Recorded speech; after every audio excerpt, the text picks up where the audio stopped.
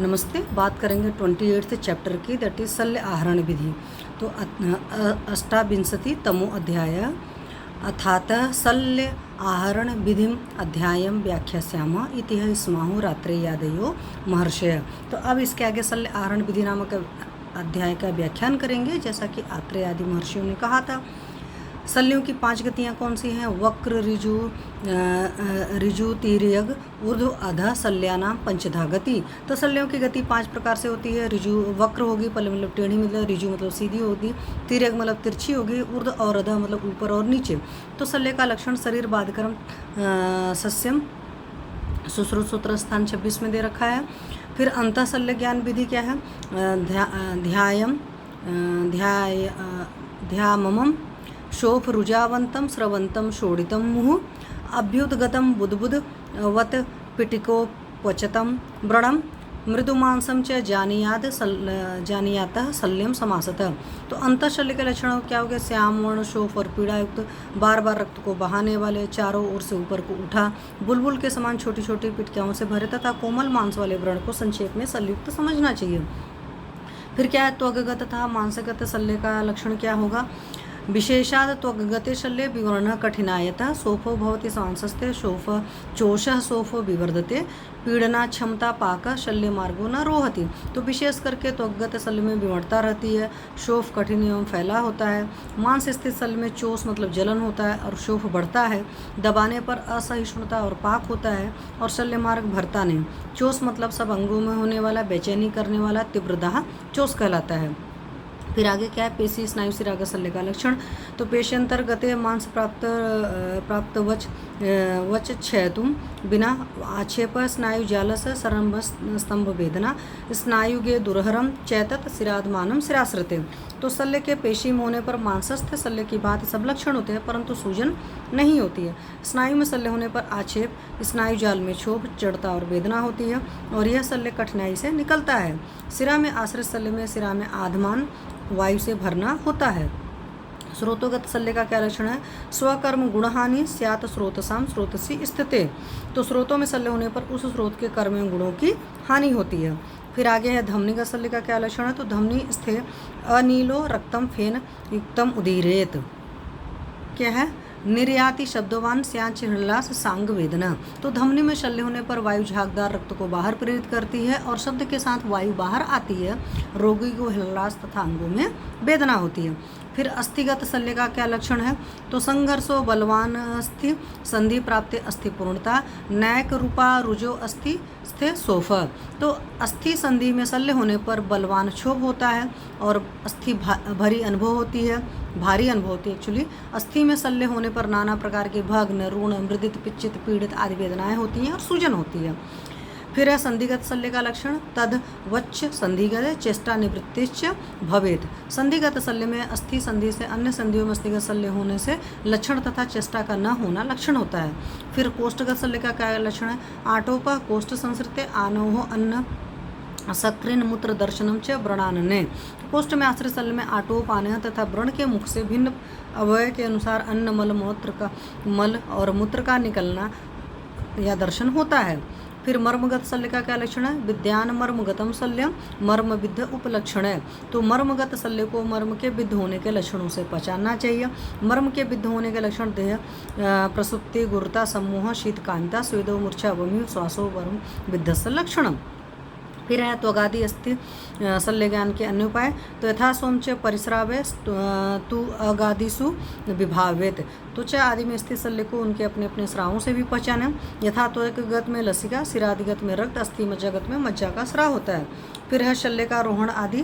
तो रूह्यते शुद्ध देहानाम अनुलोम स्थितम तु तत्। तो बवन विरेचन आदि से या स्वभावतः शुद्ध शरीर वाले पुरुषों में अनुलोम में स्थित शल्य स्वयं में भरा हुआ प्रतीत होता है, वास्तव में भरता नहीं। तो आगे है रूढ़ अंतः शल्य से भी पुनः पीड़ा। दोष कोप अभिघातादि क्षोभाद भूयो अपि बाधते। तो दोष के प्रकोप से या चोट आदि के लगने से उत्पन्न विक्षोभ के कारण वह शल्य पुनः पीड़ा करने लगता है। फिर त्वंग नष्ट शल्य का ज्ञान। त्वंग नष्ट यत्र तत्र सियुर अभ्यंग स्वेद मर्दनहि राग रुग दाह संरभा यत्र अचाज्यम विलीयते आसु सुस्यति लेपो वा तत्स्थानम शल्य वध वदेत। तो त्वचा आदि में शल्य नष्ट हो छिपा हुआ हो तो अभ्यंग स्वेदन या मर्दन करने से जहाँ पर लालिमा वेदना दाह या सूजन का अनुभव हो और जहाँ पर लगाया हुआ घी पिघल जाए अथवा जहाँ का लेप जल्दी सूख जाए उस स्थान को शल्य से युक्त समझना चाहिए। मांस में नष्ट शल्य का क्या ज्ञान होता है? तो मांस प्रणष्टम संशुद्धया कर्षणात् छल तथा गतम क्षोभाद रागादि भी शल्यम लक्षयेत। तो मांस में नष्ट हुए शल्य को वमन आदि शुद्धि के द्वारा रोगी के कृश हो जाने से ढीले हुए शल्य द्वारा होने वाले विक्षोभ रक्तिमा आदि से जाने। फिर पेशी आदि में नष्ट शल्य का ज्ञान। तद्वदेव च पेशी अस्थि संधि कोष्ठेस्तु नष्टम। पेशी अस्थि संधि और कोष्ठ में छिपे हुए शल्य को मांस में छिपे शल्य की भांति जानना चाहिए। फिर अस्थियों में नष्ट शल्य का ज्ञान। अस्थिसु लक्षेत अस्थनाम व्यंजन स्वेद बंधन पीड़न मर्दन है। तो अस्थि आदि में छिपे शल्य को अभ्यंग स्वेदन बंधन पीड़न और मर्दन से होने वाले क्षोभ पीड़ा आदि से पहचानें। फिर संधियों में नष्ट शल्य का ज्ञान क्या है? प्रसारण आकुंचन नतः संधि षष्टम तथा अस्थिवत। संधि में नष्ट शल्य को प्रसारण एवं संकोचन तथा अभ्यंग स्वेदन आदि से तथा अस्थि में नष्ट शल्य की भांति पहचानें। फिर स्नायु शिरादि में नष्ट शल्य का ज्ञान। तो नष्टे स्नायु शिरा स्रोतो धमनी सुगमे पथि अश्वयुक्तम रथम खंडचक्रम आरोप्य रोगिणम शीघ्रम नयेत ततस्तस्य संरभा च शल्यम आदिशेत। तो ये हो जाए संराभा शल्यम आदिशेत होगा तो क्योंकि व्यंजन संधि बना हुआ है। फिर स्नायु शिरा स्रोत एवं धमनी में छिपे शल्य को पहचानने के लिए रोगी को टूटे पहिए वाले रथ पर बिठाकर विषम मार्ग में घोड़ों द्वारा तेजी से ले जाएं। इस प्रकार ले जाने से जहाँ पर उसे शोथ या विक्षोभ हो वहाँ शल्य समझें। फिर मर्मों में नष्ट शल्य की पृथक अनुक्ति का हेतु। मर्म नष्टम पृथक नोक्तम तेषाम मांसादि संश्रयात्। तो आगे है मर्मों में नष्ट शल्य के लक्षण अलग नहीं कहे क्योंकि मर्म मांस शिरा स्नायु आदि से पृथक नहीं है, इसलिए इनसे ही मर्म का लक्षण भी समझना। फिर नष्ट शल्य का सामान्य ज्ञान क्या है? सामान्य ने सशल्य तु क्षोभिण्या क्रिया सरुक। सामान्यतः विक्षोभ वाली क्रिया से जिस स्थान पर वेदना हो उस स्थान को शल्ययुक्त समझना चाहिए। फिर व्रणाकृति से शलाकृति का ज्ञान क्या है? वृत्तम पृथु चतुष्कोणम त्रिपुटम च समासतः अदृश्य शल्य संस्थानम व्रणाकृत्या विभाव्यत। तो संक्षेप से शल्य गोल चिपटा चौकोर या त्रिकोण होता है। अदृश्य शल्य के आकार को व्रण की आकृति से जानें। फिर शल्य कर्षण के उपाय। तो यहाँ पर क्या दे रखा है? तेषाम आहरणोपायो प्रतिलोम अनुलोम को अर्वाचीन पराचीने निरहरेत तद विपर्यात सुखाहार्यम यत छित्वा तत् अस्थिर्गतम हरेत तस्तिर्गतम हरेत। तो शल्य को निकालने के बाद प्रतिलोम लाना और अनुलोम लाना है। शरीर में जाने के मार्ग से विपरीत मार्ग से लाना प्रतिलोम, पीछे की ओर खींच लेना, और शरीर के अंदर जाने के मार्ग से भी निकालना। जिस दिशा में शल्य घुसा उस दिशा में और उसे और बढ़ाकर दूसरी ओर से निकालना अनुलोम है। फिर क्या है? अर्वाचीन रूप से गया हुआ उसे प्रतिलोम गति से बाहर निकालें। प्रतिलोम को अर्वाचीन गति से निकालें। हिमाद्री के अनुसार अर्वाचीन अधोगति से विपरीत ऊर्ध्वगति से निकालें। पराचीन ऊर्ध्वगति से विपरीत अधोगति से निकालें। ऊर्ध्व निहरण का नाम प्रतिलोम अधोमार्ग का अनुलोम है। तिर्यक मतलब तिरछा गए शल्य को सुखपूर्वक निकालने के लिए मांस आदि का छेदन जैसा योग्य हो वैसा करके उसे निकालें। फिर अनिर्घातनीय शल्य क्या है? शल्यम न निर्घातेय यम उरह कच्छा वंशण पार्श्वगम प्रतिलोमम अनुत्तुंडम छेद्यम पृथमुखम च यत्। छाती कच्छा वंशण और पार्श्वगत प्रतिलोम और अनुतुंड जो पानी के बुलबुले की भांति उन्नत न हो अथवा जिनका मुख दिखाई न देवे, छेदन योग्य तथा विस्तीर्ण मुख वाले शल्य पर चोट नहीं करनी चाहिए। फिर क्या निकालने की अयोग्य शल्य क्या है? नैव आहरयदि विशल्यघ्नम नष्टम व निरुपद्रवम। तो विसंलग्न मर्म में स्थित वा जो शल्य अदृश्य और उपद्रव रहित हो उसे भी न निकालें। विसंलग्न कर्म जिन अंगों में शल्य रहने पर रोगी जीतता है किंतु निकालने से मर जाता है उसको विसंलग्न बोलते हैं। यथा उत्क्षेप स्थपने त्रीणि विसंलग्नानि। फिर आगे क्या है? हस्त प्राप्यादि दृश्य शल्यों को निकालना। तो अथाह अथाह अथ आहरेत अथ आहरेत आहरेत कर प्राप्यम करणय वेतरत पुनः दृश्यम सिंहा हिम कर वर्मी करकटक आननय। तो हाथ से पकड़े जाने योग्य सल्ले को हाथ से ही पकड़ कर निकालें। दूसरी प्रकार का सल्ले जो हाथ से न पकड़ा जा सके परंतु आंख से दिखता है उसे सिंह ही मकर वर्मी और करकटक मुख वाले यंत्रों से पकड़ कर निकालें। फिर आके अदृश्य शल्यों का निकालना। अदृश्यम ब्रड संस्थानात् गृहीतुम शक्यते यतः कंक भृक अंक कुरर शरारी वायसानतः। तो अदृश्य शल्य को कंक भृंग कुरर शरारी एवं वायसमुख यंत्रों से व्रणमुख में से पकड़ सकते हैं, अतः इनसे पकड़कर निकालें। फिर त्वक आदि में स्थित शल्यों का निकालना। संदंसाभ्याम त्वगादिस्थम तालाभ्याम सुशिरम हरित सुशिरस्थम तूनलक शेषम से शेषर यथायथम। तो त्वचा आदि में स्थित शल्य को सदंशों से पकड़कर निकाले। पोले शल्य को ताल यंत्रों से निकाले। खोखले स्थानों में स्थित शल्य को नाड़ी यंत्रों से निकाले। शेष शल्यों को यथायोग्य शेष यंत्रों से निकालें। फिर शस्त्र द्वारा छेदन। शस्त्रेण व विषस्यादो ततो निर्लोहितम व्रणम कृत्वाघृतेन संशोध्य बद्ध्वा आचारी कम आदिशेत। अथवा प्रथम शस्त्र से मांस आदि को काटकर शल्य को निकालें। पीछे रक्त को साफ कर व्रण को स्वच्छ बनाकर घी से व्रण पर स्वेद देवें। स्वेद देकर व्रण पर घी मधु लगाकर पट्टी बांध देवें और आचार नियम या पथ्यापत्य आहार विहार का पालन कहें। फिर सिरा स्नायु को शल्य का निकालना क्या है। सिरा स्नायु विलग्नम तु चालित्वा शलाकया। सिरा स्नायु में फंसे शल्य को शलाका से हिला डुलाकर ढीला करके निकालें। फिर हृदयगत शल्य का निकालना। हृदय संस्थितम शल्यम त्रासितस् हिम अंबुना ततः स्थानांतरम प्राप्तम आहरेत तद्यथ अयथम यथा मार्गे दुराकर्षम अन्यतो अपि एवं आहरित। तो हृदय में आश्रित कठिनाई से खींचने योग्य शल्य में रोगी को शीतल जल से भयभीत बनाकर जब शल्य दूसरे स्थान पर पहुंच जाए तब यथा योग्य यंत्रों से मार्गानुरूप शोधन से निकालें। कठिनाई से खींचने योग्य अन्य शल्यों को भी इसी प्रकार अपने मार्ग में लाकर निकालें। अस्थियादिगत शल्य को निकालना। अस्थिदष्टे नरम पदभ्याम पीड़ित्वा विनिर्हते इति अशक्य सुबेलिभिः सुगृहीतस्य किंकर है। फिर क्या, अस्थि में लगे शल्य में पांव से मनुष्य को दबाकर शल्य खींचे।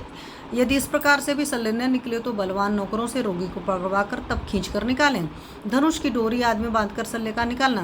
तथा अपि अशक्य वारंगम वक्रीकृत धनुर्जया सुबद्धम वक्त्रकटके बंधनियात सुसमाहित सुसंयत्त से पंचांगया वाजिनः कषया अथ तम ताड़येदिति मूर्धानम वेग उन्नमयन यथा उदरे शल्यम।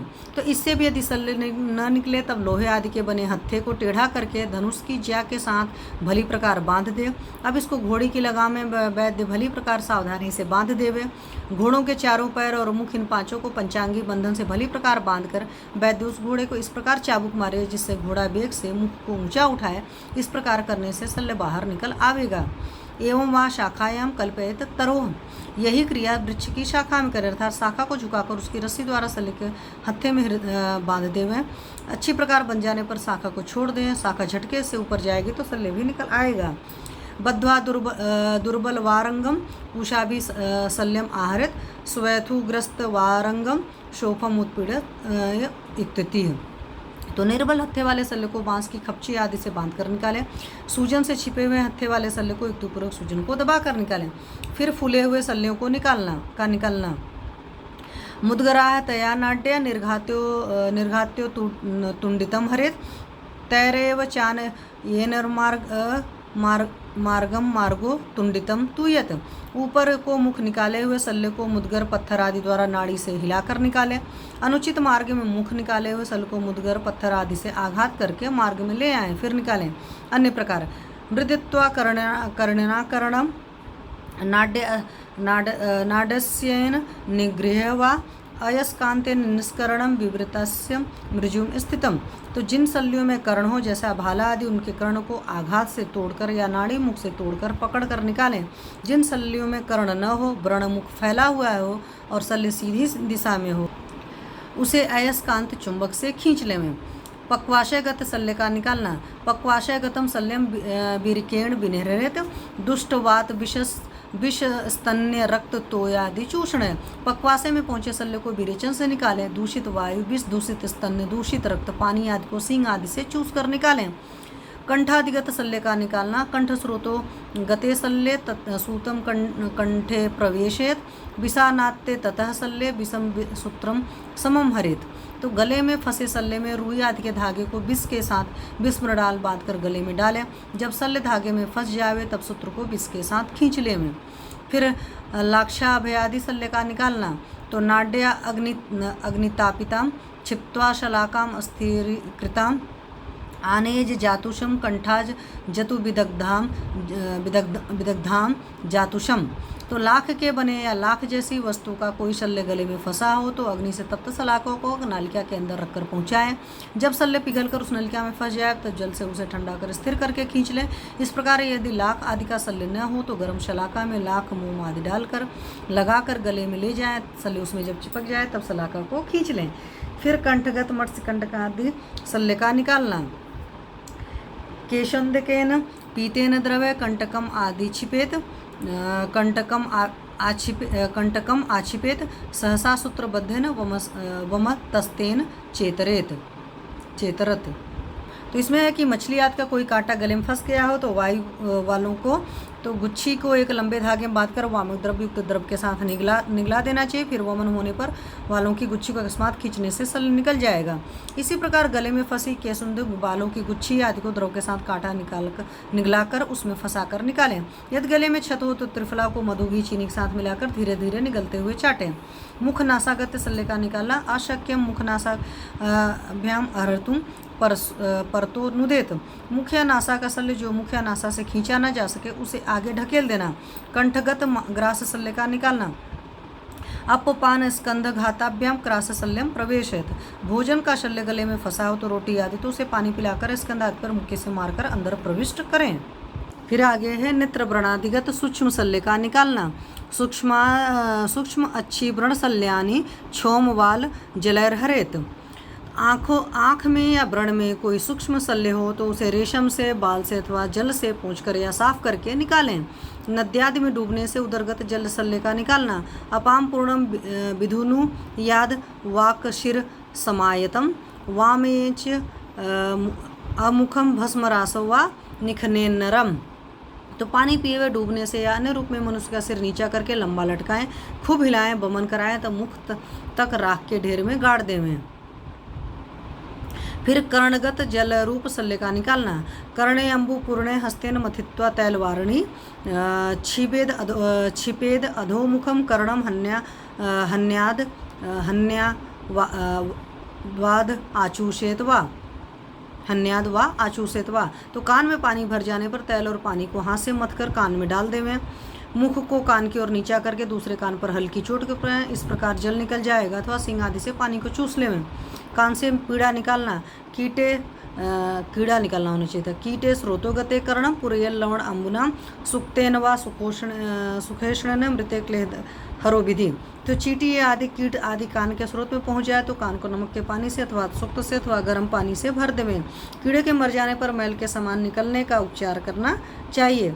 फिर क्या है, जातुषादि शल्य का शरीर की गर्मी से नाश। तो ये क्या है जातुषादि में, तो जातुषम हेम रूप्यादि धातुजम चिरस्थितम उष्मणा प्रायशः शल्यम देहजैन विलीयते।